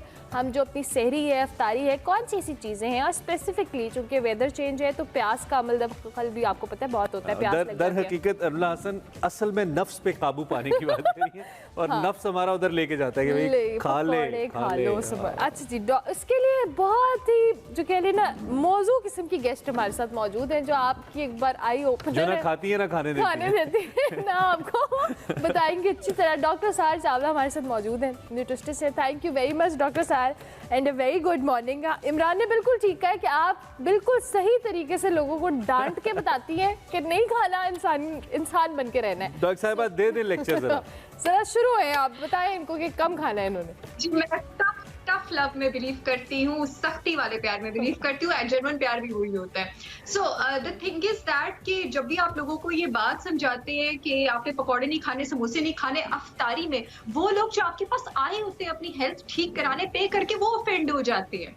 खुदा के वास्ते ऑफेंड होना छोड़ दें। पता है पकौड़े और समोसे जो है वो बहुत ज्यादा डिलिशियस फूड आइटम है, बट ऑल सिर्फ पकौड़े समोसे नहीं, वो समोसे पकौड़े के साथ हमने जितने भी फ्राइड फूड आइटम्स है, मैं बहुत बार ये बात कह चुकी हूँ कि वेजिटेबल ऑयल में जब चीज फ्राई होती है, जिस चीज में वो कन्वर्ट हो जाती है, उसको हजम करने का एंजाइम, उसको हजम करने का मादा अल्लाह ताला ने जिस्म में नहीं बनाया है। फिर वो इकट्ठी होती है, वो सोजिश करती है, वो क्लॉट्स इकट्ठे करती है, वो बीमारियां करती है, वो सब कुछ करती है। Once in a blue moon कभी कभी तो इंसान बदपरहेजी अफोर्ड कर सकता है। ये सिर्फ वेट लॉस की बात नहीं है। पता है, मैं अक्सर ये कहती हूँ इमरान के जो पतले लोग होते हैं ना, उनका फैटी लिवर और उनकी बीमारी ज्यादा खतरनाक होती है। मोटे बंदे को तो फिर भी अलार्म मिल जाता है, पेट निकल रहा है, घुटनों में दर्द शुरू हो रहा है, अब मुझसे चला नहीं जा रहा। पतले बंदे को अलार्म नहीं मिलता, उसको पता नहीं लगता, कोई वार्निंग नहीं मिलती कि उसके साथ क्या हो रहा है। तो जो फैटी लिवर है और जो इन्फ्लेमेटरी चीजें हैं, अगर आप बहुत ब्लेस्ड है, आपका मेटाबॉलिक रेट बहुत हाई, आपका वजन नहीं भी बढ़ता ना इन चीजों से, डिजीज प्रोसेस को कोई नहीं रोक सकता बॉडी के अंदर, चाहे आप कितने भी पतले हैं, वो चाहे आपका नहीं भी बनता। तो सब ऑल्टरनेटिव भी देना, ऑल्टरनेटिव भी देना। आप तो रोजे के बाद भी रोजा रखवा रही हैं। नहीं, रोजे के बाद रोजा रखने की कोई जरूरत, ये तो वही बात होगी ना जब मैं अपने क्लाइंट्स को कहती हूँ जिसको गंदुम ना खाए तो क्या खाएं, हमें पता ही नहीं है अनाज में क्या अवेलेबल है। आप जवार खाएं, आप जौ खाएं, आप बाजरा खाएं, आप मकई खाएं, आप बेसन खाएं, there are so many other things. आप सहरी के टाइम आपने स्टार्ट करना है, आपने फाइबर लेना है, आपने प्रोटीन लेना है, बेस्ट प्रोटीन का सोर्स। मैं अक्सर कहती हूँ जिसको शुगर क्रेविंग अपनी मारनी है पूरे दिन के लिए, अपनी भूख मारनी है, सुबह के टाइम अंडे खाना शुरू करें जर्दियों के साथ, ठीक है। आप दही लें ताकि आप हाइड्रेटेड भी रहें, आप फाइबर लें, आप मल्टीग्रेन रोटी लें, आप चपाती लें, आप ये सारी चीजें लें। लोग पता क्या करते हैं, तो जब पकोड़ों का या मुरगन ग़िज़ाओं का क्या ऑल्टरनेटिव है? वो जो हमारे इमरान की सुई पकोड़ों पे फंसी हुई है। वो जो हमारे टेस्ट बड्स वो क्रेविंग करते हैं और रोजा खुलने से 2 घंटे पहले जो हमारे ख्वाब में कचौरियां नाचने लगती हैं, उनके बारे में बताइए ना। काबू करें, कंट्रोल करें। देखिए जी, आप अपने आप को ट्रेन करें। अगर for example if someone is into a very wild lifestyle, by wild lifestyle I mean खाने पीने के शौक के लिहाज से, फाइन, आप एकदम से अपने आप को इतना ज्यादा ना रिस्ट्रिक्ट करें, कम से कम 2 से 3 दिन का परहेज करें, ठीक है। और रोजा आपको क्या सिखा रहा है? रोजा आपको जब्ती तो सिखा रहा है। मुसलमान तो इफ्तारी के बाद भी बेलगाम नहीं हो सकता, मुसलमान तो तन्हाई में भी बेलगाम नहीं हो सकता, कभी भी बेलगाम नहीं हो सकता। खाने पे और अपने जायकों पे काबू रखना जो है, it is a big part of controlling नफ्स। तभी तो रोजे में के जुमरे में खाने पीने पे कंट्रोल दिया आता है। आप रोटी खाएं ना, आप अपना अनाज लें, आप अफ्तारी के टाइम खाना खाएं, आप एक आध फ्रूट लें, आप नींबू पानी पिए, आप छाछ बना के पिए। तो अगर आप इस तरीके से खाएंगे ना, जो साइंटिफिकली और इस्लामिकली दोनों तरीके से कन्वर्ज होती है कि जब आपका रोजा खुलता है, you need dates. Dates is the best thing रोजा खोलने के लिए, बिकॉज वो आपकी इलेक्ट्रोलाइट डिप्लीशन भी करती है। आप 2-3 खजूरें खाएं, उसके बाद आप छाछ का ये बड़ा ग्लास पिए, उसमें चीनी नहीं डालनी, ठीक है। उसके बाद 15-20 मिनट वेट करें तो आपका दिमाग आपको असल में बताएगा कि आपको भूख नहीं लगी। अच्छा डॉक्टर साहब, एक और बात, आपने ये जो पानी या छाछ पीने के बारे से बात की, नॉर्मली मैं अपनी प्रैक्टिस भी बता दूं, मुझे लगता है कि जब आपको अफ्तारी के टाइम पे प्यास ज़्यादा लगी होती है, आप एकदम से इतना ज़्यादा पानी इंटेक कर लेते हैं, उसके बाद आपको भूख ख़त्म हो जाती है। सो पानी का इस्तेमाल, उसके लिए क्या आपके जो कह लें पैटर्न होना चाहिए? और जो खाना है अफ्तारी के टाइम पे, लोग अक्सर अलग से एक अफ्तारी का एहतमाम होता है, फिर थोड़ी देर बाद 1 घंटे बाद खाने का एहतमाम होता है। सो ज़रा ये भी बताएं, ये दोनों चीज़ें करनी है, एक ही चीज़ आप खा लें तो बेहतर है? अफ्तारी किस टाइम होती है? आपकी 6 बजे के बाद अफ्तारी होनी है, 7 बजे के बाद आपका मेटाबॉलिक रेट, बहुत अच्छा क्वेश्चन है पहला वाला जो स्पेशली मैं उसका भी आंसर करूंगी। 30% तो आपका मेटाबॉलिक रेट गिर जाता है, ठीक है। आपका कैलोरी बर्निंग प्रोसेस गिर जाता है, स्पेशली अगर मेरी तरह बड़ी उम्र के इंसान हैं आप, तो आप अगर उसके बाद 7 बजे के बाद अगर आप दोबारा 1 घंटे बाद कुछ खाएंगे, आपके हाजमे का सिस्टम अगर पहले 100 किलोमीटर पर आवर की स्पीड पे चल रहा था, अब वो 70 किलोमीटर पर आवर की स्पीड पे चल रहा है। उसको बर्डन मत करें, अफ्तारी और खाने को कन्वर्ज करें। अच्छा, वो प्यास वाला क्वेश्चन बड़ा अच्छा है। सबसे पहले मैं बता दूं, हम इंसान हैं, हम ऊंट नहीं है, हम पानी स्टोर नहीं कर सकते अपनी बॉडी में, थैलों में। सहरी के टाइम अगर आप ज्यादा कुछ लोग ऊंट बन जाते हैं सहरी के टाइम पे डॉक्टर साहब। I mean it looks like they can store, trust me. सोच के 4 जग ना पी लेंगे पूरा दिन, 4 जग मेरे जिस्म में फिरते रहेंगे, वो नहीं फिरते रहेंगे, वो बाथरूम में निकल जाएगा। वही 2 या 3-4 ग्लास पानी पिए जितना आपकी बॉडी रिटेन कर सकती है। और बड़ा इंटेलिजेंट क्वेश्चन था ये अमला, आपको पता है अक्सर पानी पीने के बाद आपको भूख क्यों नहीं लगती? क्योंकि जो आपका सेटाइटी सेंटर हाइपोथैलेमस में दिमाग में लोकेटेड है ना, अक्सर वो मिस इंटरप्रेट करता है थर्स्ट के सिग्नल को हंगर के सिग्नल से। जिन लोगों को पानी पीने हट जाती है तो असल में आपको प्यास लगी थी, आपको भूख नहीं लगी थी, हाइपोथैलेमस दिमाग सेटिस्फाई हो गया और वो बता रहा है असल में भूख नहीं लगी थी। अच्छा, what is the best time to exercise? वर्जिश करने के लिए बेहतरीन वक्त कौन सा है रोजों में?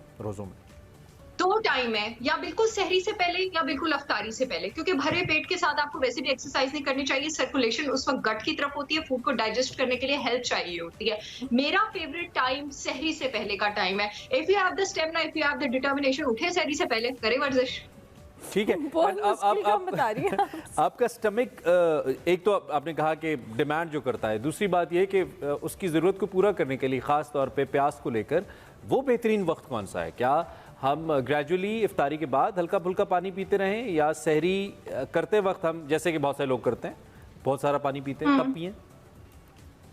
इसलिए बिल्कुल एग्जैक्ट सहरी के टाइम में उठना चाहिए। सहरी से आधा पौना घंटा पहले उठना चाहिए और उठ के पहले पानी पिएं। 20 मिनट गुजरने दें और उसके बाद सहरी खाएं। वैसे भी पानी को खाने के साथ कभी भी मिक्स नहीं करते, 20 मिनट पहले पीते हैं, क्योंकि जो पानी है वो आपके डाइजेस्टिव जूसेस को डाइल्यूट कर देता है, तेजाब को अल्कलाइन थोड़ा डाइल्यूशन की तरफ ले जाता है और आपका खाना ठीक तरह हजम नहीं हो सकता। इसलिए इस्लाम में भी है कि खाने के बीच और खाने के बाद पानी नहीं पीना, उसकी साइंटिफिक रीजन भी है। और अफ्तारी के बाद भी ऑफकोर्स प्यास आपकी भूख वाली फीलिंग को डोमिनेट करती है, आप उस टाइम पी ले, उसके बाद आप अपना खाना।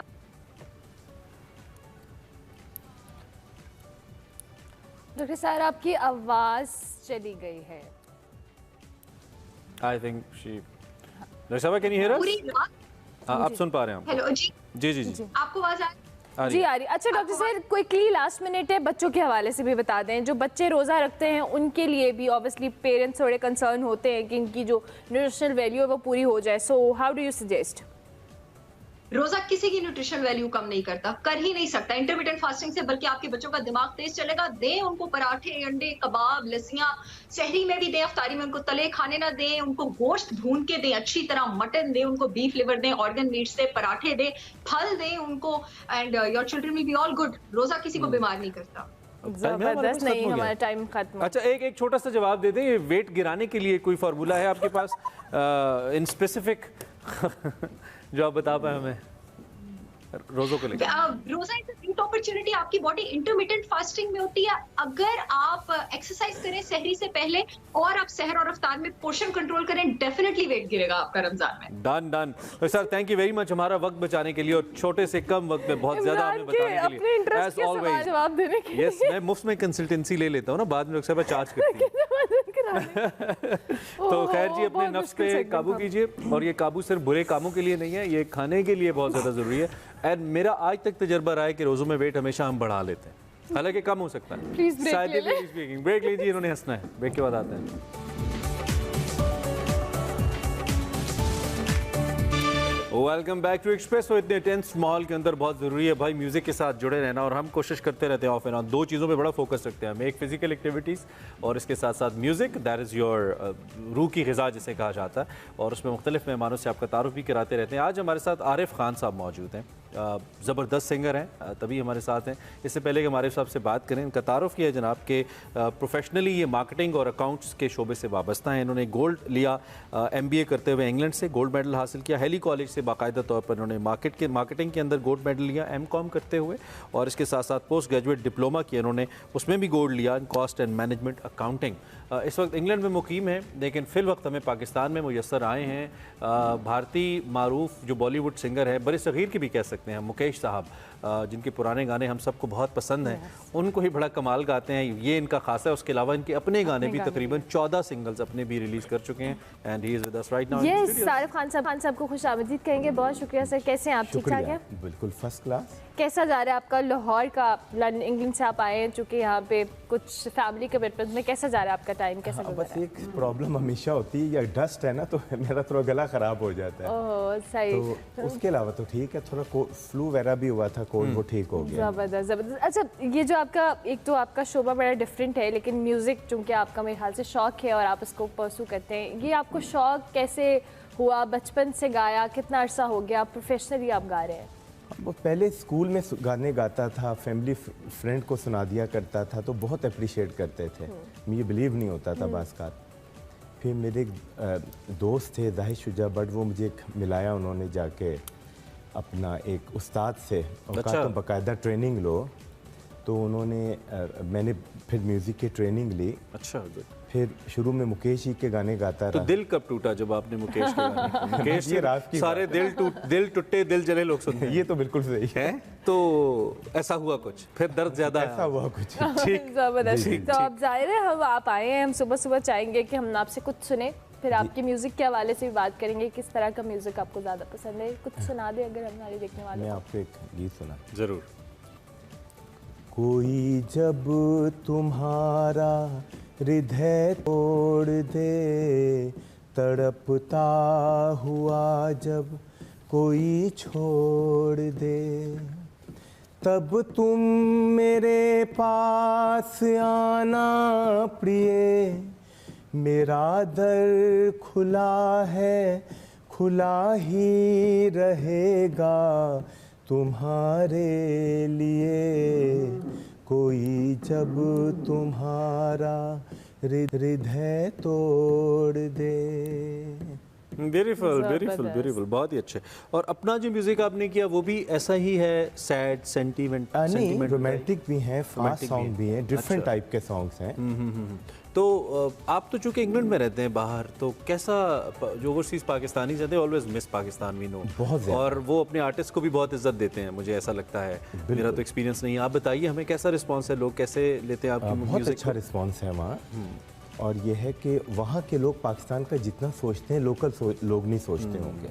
बहुत कुछ हो जाए वहाँ जाके कदर ज्यादा आती है ना अपने मुल्क की, जितनी उन लोगों को कदर है किसी को नहीं होगी जो बाहर मुल्क रहते हैं। जो मेरा तजुर्बा है, मैं गलत हूँ, लेकिन मैंने जैसे और मुल्कों में भी हूँ, दुबई में, दोहा में, कई मुल्कों में, जर्मनी, फ्रांस, जहाँ भी मैंने पाकिस्तानी लोग देखे हैं ना, जो अब्रॉड में उनका दिल धड़कता है पाकिस्तान के साथ। तो ये जब आप इतने दुखी गाने गाते हैं, तो हमारी भाभी भी माशाल्लाह हैं, जी जी जी, तो वो कभी पूछती नहीं है कि क्या दुख है आपको, क्या गम है? कभी ऐसा होता है? आवाज़ तो एक नेचुरल होती है और वो फरमाइश भी करती हैं आपसे? हाँ ज़रूर। अच्छा, तो क्या अमूमी तौर पे भाभी को कोई गाना जो सुनाते हो, या आप जो गुनगुनाते हैं आमतौर पे, ज़रा वो हमें कुछ सुनाइए अपना, या कोई जो भी।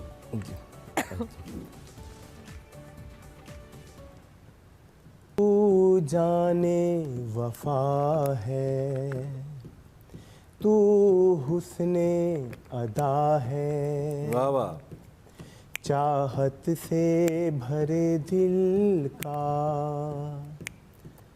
तू ही आसरा है, तू ही आसरा है, तू जाने वफा है। वाह वाह वाह। ये गाना मैंने ही गाने के अलावा लिखा भी है, अच्छा, और कंपोज भी किया। अच्छा, इसमें भी वो मुकेश टच बहुत ज्यादा है, तो I think you quite inspired. बहुत ज्यादा। मैं मुकेश जी को इतना प्यार करता हूँ कि शायद ही कोई किसी को करता होगा। और उनका फेवरेट गाना कौन सा है आपका? बस बहुत अच्छे गाने। जाने कहाँ गए वो दिन, जाने कहाँ गए दिन भी है, बहुत अच्छे। कभी कभी मेरे सबसे अच्छा गाना है कभी कभी मेरे दिल में ख्याल आता है। बहुत सारे यस गोल्डन। वो तो क्या सर इरादे क्या हैं अपने म्यूजिक को अब मजीद कैसे आगे लेके जाना है? और अब ये कि मेरे 14 सॉन्ग्स अपने आ चुके हैं, 6 और आने वाले हैं। तो फिर ये कि मेरा यही है प्रोग्राम, इंडिया और पाकिस्तान आऊँ, मीडिया में आऊँ। जब तक आपको मीडिया में नहीं कवरेज मिलेगा, लोगों को नहीं पता चलेगा ना। आप अच्छा जितना गा लें, मीडिया में है तो चल जाएंगे। नहीं, एक डिफरेंट कलर है आपकी आवाज़ का और वो आना चाहिए। तो कभी इत्तेफाक हुआ, कितना अर्सा पहले आप इंग्लैंड में गए थे कि? मैं तो स्टूडेंट लाइफ से बहुत कम एज में चला गया था। ठीक है। फिर वहाँ मैंने शादी कर ली। फिर वो मेरा तो प्रोग्राम था कि ब्रिटिश पासपोर्ट लेके वापस आ जाऊँगा। अच्छा। उसकी ज़रा वैल्यू वीज़े वगैरह नहीं लेने पड़ते। ठीक है। लेकिन वो फिर इंसान ऐसा फंसता है कि निकल नहीं पाता। लेकिन ये कि वालिद भी चाहते थे मैं अब्रॉड जाऊँ स्टडीज़ के लिए, मैं नहीं जाना चाहता था, मैं सिंगिंग करना चाहता था। अच्छा अच्छा। लेकिन बस वो। तो वहाँ पे सिंगिंग जब आप करते हैं, वहाँ पे रिस्पांस कैसा है? बहुत अच्छा। अच्छा है, जबरदस्त। बहुत वहाँ शोज वगैरह होते हैं। अरे साहब, हमें आपसे मिलके बहुत अच्छा लगा, हमारी ऑडियंस को भी बिलीव बहुत अच्छा लगा होगा। In the end we got last 30-40 seconds. कुछ कहना चाहते हैं तो कह दीजिए, सुनाना चाहते हैं तो सुना दीजिए। Floor is yours. मैं आपको एक रोमांटिक गाना सुनाऊंगा। जरूर सर, जरूर। गोरे गोरे चांद से मुख पर, काली काली आँखें हैं, गोरे गोरे चांद से मुख पर, काली काली आँखें हैं देख के जिनको नींद उड़ जाए, वो मत वाली आँखें हैं गोरे गोरे। वाह वाह वाह वाह वाह वाह, बहुत ज़बरदस्त जी, माशाल्लाह sir. Thank you very much Arif भाई, आप तशरीफ़ लाए, आपसे बड़ा अच्छा लगा मैं बात करके। एंड वी बिलीव कि हमारे ऑडियंस को एक डिफरेंट कलर भी मिला होगा। ओल्ड पुराने गाने, हाँ, ओल्डी गोल्डी सॉन्ग्स भी सुने हैं आपने। So thank you very much once again and God bless you. Masad Arif Khan साहब मौजूद थे जी। मौसीकी की हम बात कर रहे हैं तो लाजवाल गीतों के खालिक और मारूफ मौसीकार हम निसार बज़मी साहब की अगर बात करें तो उनका भी आज उनके हवाले से बहुत इंपॉर्टेंट दिन है, चूँकि पाकिस्तान में मौसीकी की जब भी बात होती है निसार बज़मी के बगैर कोई भी जिक्र कंप्लीट नहीं होता। बिल्कुल, उनकी तख्लीक करदा धुनों की बात करें तो आज भी सुनने वालों के कानों में रस खोलती हैं। 1924 में मुंबई में के घराने में आंख खोलने वाले निसार बज़मी ने फ़नी करियर का आगाज़ सिर्फ 22 साल की उम्र किया। सैयद निसार अहमद बज़मी ने 1939 में ऑल इंडिया रेडियो से बतौर आर्टिस्ट अपने फ़नी करियर का आगाज़ किया और पहली बार 1946 में भारतीय फिल्म जमुना पार्क के लिए म्यूज़िक कंपोज किया।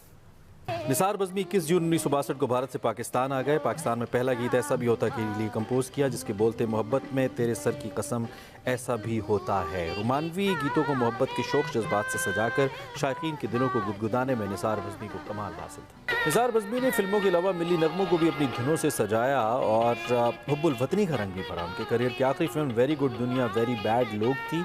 उनकी कंपोज करदा मकबूल तरीन और सदाबहार फिल्मी गीतों में ए बहारो गवाह रहना, इजहार भी मुश्किल है, लगा है हुस्न का बाजार देखो, रंजिश ही सही दिल ही दुखाने के लिए आ, एक हुस्न की देवी से मुझे प्यार हुआ था, हम चले तो हमारे संग संग नज़ारे चले, चलो अच्छा हुआ तुम भूल गए, कुछ लोग रूठ कर भी लगते हैं कितने प्यारे जैसे खूबसूरत गीत शामिल हैं। निसार बज़मी साहब को प्राइड ऑफ परफॉर्मेंस समेत मुतअद्दिद फिल्मी अवार्ड से भी नवाजा गया। निसार बज़मी 22 मार्च 2007 को दारे फ़ानी से कूच कर गए, लेकिन अपने फ़न की सूरत में आज भी अपने चाहने वालों के दिलों में जिंदा। निसार बज़मी साहब को हम याद कर रहे थे, अल्लाह उनके दर्जात बुलंद करे। अभी हम एक ब्रेक लेंगे, ब्रेक के बाद वापस आएंगे। Welcome back. प्रोग्राम अपने इख्तितामी हिस्से की जानिब तकरीबन बढ़ चुका है। पाकिस्तान के खिलाफ अफगानिस्तान की एक सीरीज़ आने वाली है। We are looking forward for some hard hitting kind of cricket और बड़ी हैवी स्कोरिंग मैचेस देखने के लिए हम बेताब हैं। भाई 17 रुकनी टीम अफगानिस्तान की, उसका ऐलान कर दिया गया है और राशिद खान साहब जो कि हिस्सा हैं लाहौर कलंदर्स का, वो इस दफ़ा टीम की क़यादत करें अफगानिस्तान की।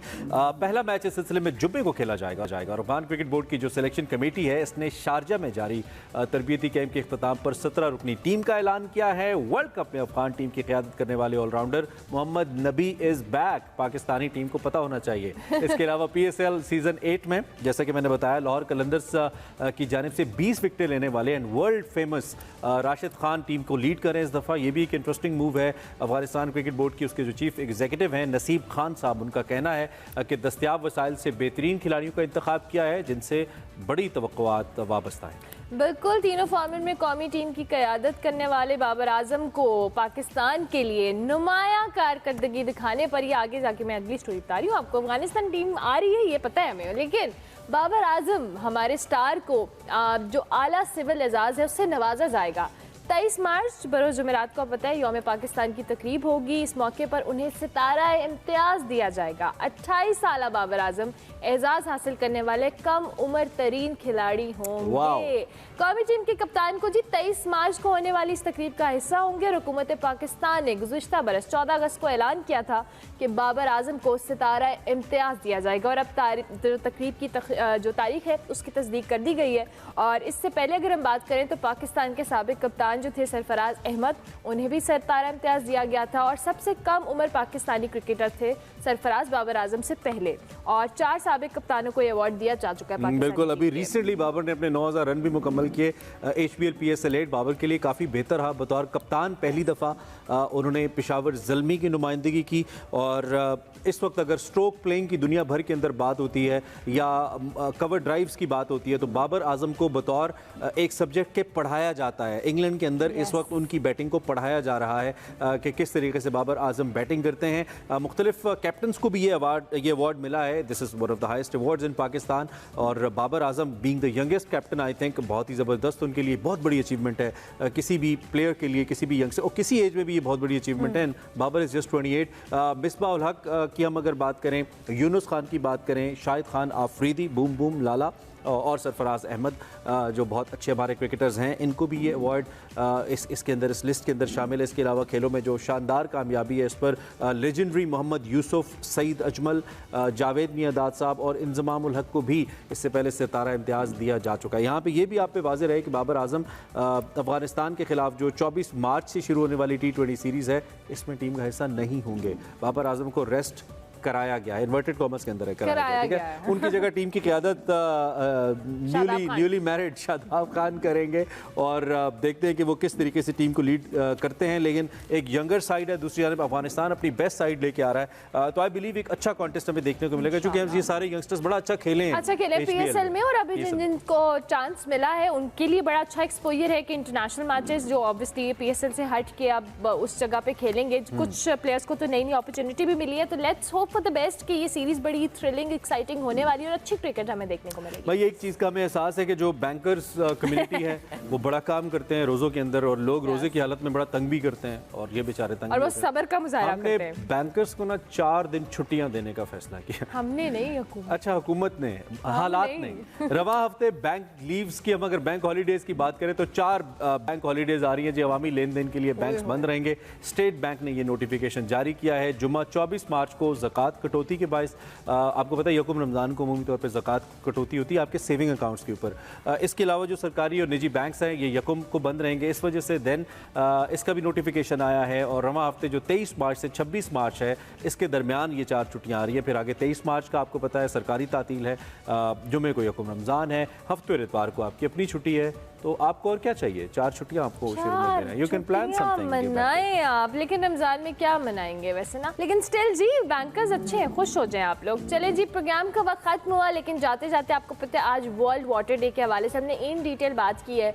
वो तमाम लोग जो पानी ज़ाया करते हैं किसी न किसी तौर पे, ये हम अपने आप को भी कह रहे हैं, हमें अंदाज़ा नहीं होता, बट स्टिल हाथ धोते हुए, वुज़ू करते हुए, तो पानी का इस्तेमाल ध्यान से करें। ये बहुत नेचुरल और बहुत कीमती रिसोर्स है जो आइंदा आने वाली जनरेशंस के लिए अगर इसकी जो किल्लत है या कमी है वो बहुत मुश्किलात पैदा कर सकती है, आपकी अगली जनरेशन सफ़र कर सकती है। तो अभी अगर आप पानी बचाएंगे तो आपकी आइंदा आने वाली नस्लें हैं, और इस ओवरऑल इस दुनिया के लिए ये बहुत ज़रूरी एक एलिमेंट है वाटर। सो सेव वाटर। इसका ये बिल्कुल मतलब नहीं कि आप पानी पीना छोड़ दें, पानी पिया ज़रूर कीजिए, ज़्यादा पिया कीजिए, ज़ाया ना करें। तो प्रोग्राम का वक्त खत्म हुआ, कल फिर मिलेंगे, तब तक के लिए अल्लाह हाफ़िज़। अल्लाह हाफ़िज़।